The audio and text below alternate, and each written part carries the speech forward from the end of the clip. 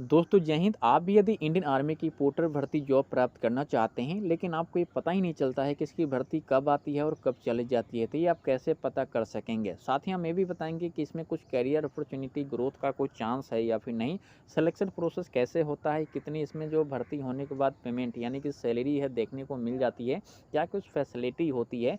क्योंकि जो basic basic चीज़ें हैं ना, जब आप समझ लेंगे तो आप ये फाइनल डिसाइड कर पाएंगे कि मेरे लिए ठीक है या फिर नहीं है और इसमें क्या फ़ायदा है क्या नुकसान है, सभी के ऊपर बात करने वाले हैं। तो वीडियो में लास्ट तक जरूर बने रहिएगा, तभी आपको अच्छे से जो है जानकारी मिल पाएगी। तो चलिए वीडियो को शुरू करते हैं।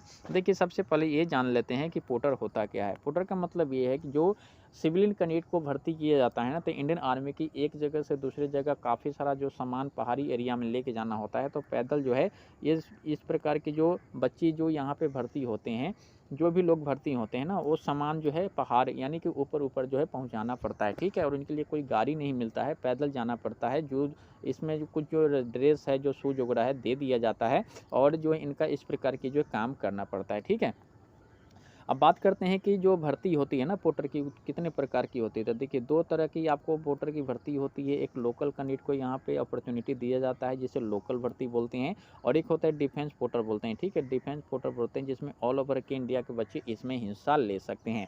अब बात करते हैं कि रिक्रूटमेंट इसकी कैसे होती है। देखिए रिक्रूटमेंट जो है ना, जो पोर्टर कंपनी होता है ना, वो ये डिसाइड करता है कि उसके पास कोई भी इंडियन आर्मी के द्वारा कोई प्रोजेक्ट मिलता है ना, तो पता ये करता है कि इसमें कितनी संख्या लगेगी। मान लीजिए कि इस पहाड़ पे ना 10 दिनों का वह जो ऐसे ऐसे मान सकते हैं कि 100 टन का कुछ सामान ऐसे है जो पहाड़ी के अलग अलग क्षेत्र में पहुंचाना है, जहां पे इंडियन आर्मी के सोल्जर डिप्लाई है, वो ड्यूटी कर रहे हैं, ठीक है। तो जहां पे इनकी बैरक है, जहां पे इनकी रूम है, जहां पे इनकी रहने की जो ड्यूटी करने की जो एरिया है, वहां पे पहुंचाना है नीचे, क्योंकि यहाँ तो गाड़ी जाएगा नहीं ना। पोर्टर इसलिए तो भर्ती होता है कि जो पहाड़ी है वहाँ पे रोड अभी बना नहीं है, तो पोर्टर भर्ती करके वो सामान को वहाँ तक पहुँचाना पड़ता है, ठीक है। तो प्रोजेक्ट के अकॉर्डिंग और ये डिसाइड करता है कि यहाँ जो वैकेंसी है 400 में पूरा हो जाएगा, 600 में पूरा हो जाएगा, कितने दिन लगेगा, तो जो पोर्टर कंपनी होती है ये डिसाइड करती है, ठीक है। देन रिक्रूटमेंट निकालती है। रिक्रूटमेंट निकालने के बाद कैंडिडेट को जो है आजकल ऑनलाइन फॉर्म फिलअप जो है कराया जाता है, कहीं कहीं ऑफलाइन भी हो रहा है, लेकिन अभी तक सभी चीज़ें डिजिटली हो गया। तो क्योंकि भीड़ काफ़ी ज़्यादा हो जाता है, तो भीड़ को कंट्रोल करने के लिए जो ऑनलाइन प्रक्रिया है वो अपनाई गई है पोर्टर कंपनी के द्वारा भी इंडियन आर्मी पोर्टर भर्ती में, ठीक है। तो देखिए काफ़ी ज़्यादा ऐसे भी भीड़ हो जाती है। और ऑनलाइन में क्या है कि जितनी उनकी रिक्रूटमेंट होती है उतने कैंडिडेट को अपॉर्चुनिटी दिया जाता है ऑनलाइन फॉर्म फिलअप करने का। तो कभी भी भर्ती आती है ना, तो आप ज़्यादा दिन वेट ना करें। जब भी ऑनलाइन फॉर्म फिलअप भराता है तो आपको क्या करना है, उसमें जल्दी से आपको फॉर्म भर देना, नहीं तो वो जो वेबसाइट होती है ना, वो आपको बंद कर दिया जाता है या फिर काम ही नहीं करेगा, किसी वजह से एरर आ जाएगा। और ऐसा कई बार देखा गया है। पिछले बार जब कुल्लू भर्ती आई थी ना पोर्टर की, तो उसमें वेबसाइट जो है एनी टाइम काम नहीं किया था, ठीक है। अब बात करते हैं जो आपका सिलेक्शन प्रोसेस होता है ना, सिलेक्शन प्रोसेस जैसे इंडियन आर्मी की जो नॉर्मल भर्ती होती है फौजी वाली, उसी तरीके से आपको वहाँ पे बुलाया जाता है। और इसमें रिटेन नहीं होता है, ठीक है। आप ये ध्यान रखिए, इसमें जो है रिटेन नहीं लिया जाता है, ओनली फॉर आपका फिजिकल मेडिकल होता है और यहाँ पे भर्ती जो है कर लिया जाता है, ठीक है। अब बात करते हैं कि इसमें आपका ड्रेस वगैरह होता है कि नहीं। तो देखिए फ्रेंड्स, इसमें किसी प्रकार का कोई फौजी ड्रेस नहीं मिलता है। काफ़ी सारे बच्चे का ये भी डाउट हो सकता है कि इसमें हथियार या फिर जो कंबाइंड ड्रेस होता है, फौजी ड्रेस होता है, मिलता है कि नहीं। तो ये सब कोई ड्रेस आपका कोई भी हथियार, राइफल इत्यादि नहीं मिलता है, ठीक है। भर्ती होने में आप देख सकते हैं कितनी बड़ी संख्या में यहाँ पे भीड़ होती है, क्योंकि एक एक इमेज मैं आपको इसीलिए समझा रहा हूँ ताकि जो हकीकत है आपको पता चल सके। फिजिकल जो होता है इस प्रकार की ग्राउंड होता है जहाँ पे आपको कुछ जो वजन है लेके दौड़ाया जाता है, ताकि आपको ये पता चल सके कि हाँ जो कैंडिडेट है ये काम कर पाएगा या फिर नहीं, ठीक है।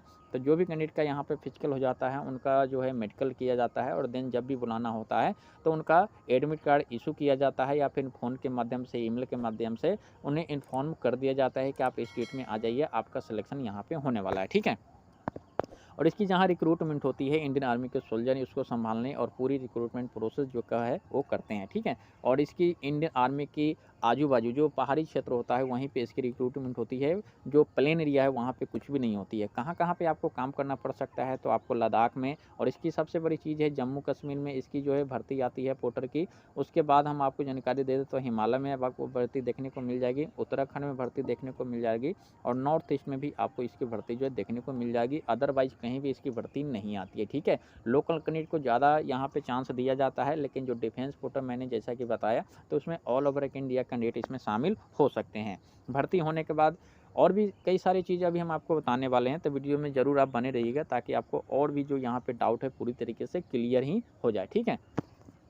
इसमें जो आपका सैलरी होती है ना, जब कैंडिडेट इसमें भर्ती हो जाते हैं तो 6 महीने बोल के यहाँ पे जो है भर्ती कराया जाता है। जो लोकल कैंडिडेट होते हैं उनको वहाँ पे उतना फैसिलिटी नहीं दिया जाता है, लेकिन उनको भी लगभग यहाँ पे 15,000 प्लस और भी कई फैसिलिटी जो अवेलेबल रहता है वो मिल जाता है। लेकिन जो डिफेंस पोर्टर की भर्ती होती है ना, समथिंग आपको 30,000 प्लस जो यहाँ पे है सैलरी देखने को मिल जाता है, ठीक है।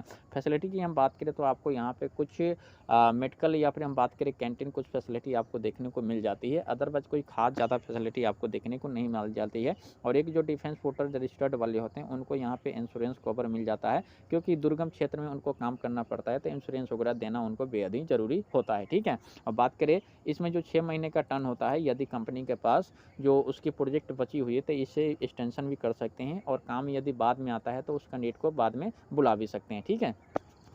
अब बात करते हैं कि इसकी भर्ती कब आती है और किस प्रकार के कैंडिडेट को इसमें हिस्सा लेना चाहिए। सबसे बड़ा मुद्दा ये है। तो देखिए, इसकी भर्ती का कोई फिक्स डेट नहीं होती है। जब भी कोई ऐसा प्रोजेक्ट आता है तो आपकी कई सारे इसकी जो न्यूज़ चैनल है उस पे आपको पता चल जाएगा, या फिर अखबार में इसकी जो सूचना है, अखबार में इसकी जो सूचना है प्रकाशित किया जाता है तो उसके माध्यम से पता चलेगा, या फिर जो इसकी पोर्टर कंपनी की वेबसाइट है उस पे भी अपडेट किया जाते रहता है, ठीक है। आर्मी पोर्टर कंपनी के वेबसाइट पे भी आपको ये सभी चीज़ें पता चलते रहता है।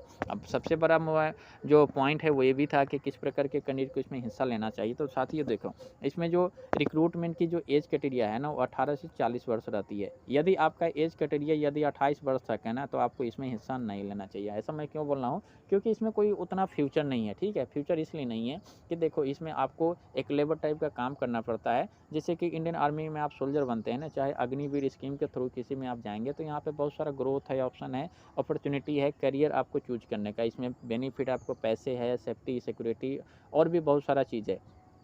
4 साल के बाद छोड़ भी दोगे तो बहुत सारा अपॉर्चुनिटी आपको सिविल में या फिर डिफेंस के अंतर्गत देखने को मिल जाती है। लेकिन पोर्टर में क्या है, थोड़े समय के लिए है, बाकी कुछ नहीं है। वही 6 महीने आप जॉब करके आओगे, फिर क्या करोगे।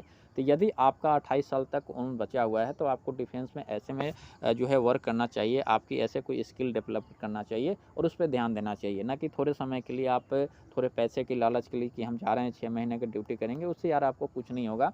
आप अपने लाइफ के लिए सोचो, थोड़ा सा फ्यूचर के लिए सोचो कि हमको क्या अचीव करना है, ठीक है। तो यदि नए कैंडिडेट तो बिल्कुल भी इसमें ना जाए, ठीक है। जैसे कि 18 से 25 या फिर 26, 27, 28 SC/ST के अंतर्गत आते हैं, तो आप डिफेंस की जो अलग अलग संस्थाएं में जॉब आती है तो उसमें आप ट्राई करो।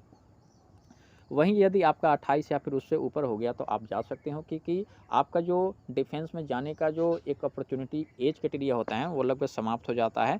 तो ये चीज़ आपका क्लियर हो गया होगा। अब आप डिसाइड कर सकते हैं कि हमको इसमें जाना चाहिए या फिर नहीं जाना चाहिए। मेरा मकसद सिर्फ ये है कि जो सही चीज़ें है वो आपको जानकारी मिल सके। अब आपको बता देते हैं कि इसकी भर्ती से संबंधित, तो देखिए कई सारे यूट्यूब चैनल पे भी इसकी जानकारी जो है मिलती रहती है, लेकिन कहीं भी जाए तो आप अपना वेरीफाई सेफ्टी सिक्योरिटी लेके जाए। जैसा कि मैंने इसकी बताया, जम्मू कश्मीर में इसकी भर्ती आती है, हिमाचल प्रदेश में भर्ती देखने को मिल जाएगा, उत्तराखंड में आपको भर्ती देखने को मिल जाएगा, और नॉर्थ ईस्ट में आपको भर्ती देखने को मिल जाएगा। नेक्स्ट जो अभी भर्ती आने वाली है इसकी कोई डेट फिक्स नहीं है, लेकिन आप ये मान के चले कि मार्च अप्रैल तक आपको कहीं ना कहीं पोर्टर भर्ती देखने को मिल जाएगा। और जब भी सूचना आएगा तो मैं आपको देने की पूरी कोशिश करूँगा। तो इसलिए चैनल से जरूर जुड़ जाइएगा। जो भाई लोग नहीं जुड़े हैं, सब्सक्राइब के बेल आइकन ऑल पे क्लिक कीजिएगा ताकि नोटिफिकेशन टाइम टू टाइम मिलते रहे। उम्मीद है काफ़ी चीज़ों का आपका डाउट क्लियर हो गया। मिलते हैं नेक्स्ट वीडियो में। टेक केयर, जय हिंद।